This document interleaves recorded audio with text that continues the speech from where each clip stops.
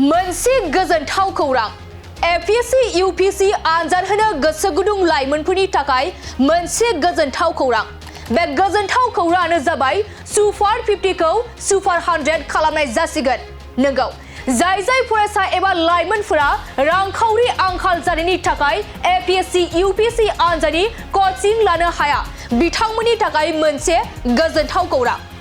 मख'नो गोनांदि बे सुपार 50 मिशननि गेजेरजों बिटिआर ओनसोलनि गुबुन जिल्लानि गोबां फरायसाफोरा APSC UPSC आनजाद उथ्रिसारनो हागासिनो दं, जायनि जाहोनाव बिटिआर सरकारा सुपार 50 खौ सुपार 100 खालामनायनि थांखि लादों।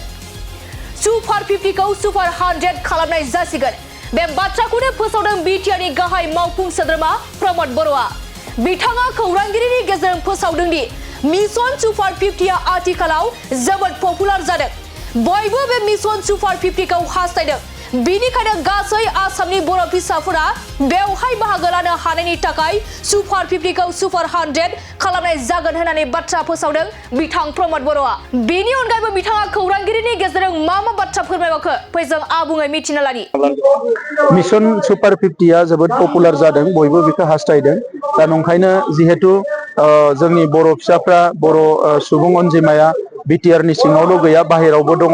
दा नंखायनो सारा आसामनि जाहाथे बर' फिसाफ्रा बेवहाय बाहागो लानो हायो, बिनि थाखाय जोङो जे सुपार 50 बेखौ सुपार 100 खालामनाय जागोन। आरो 50 आ बिटिसिनि थाखाय, 50 आ बाहेरनि थाखाय।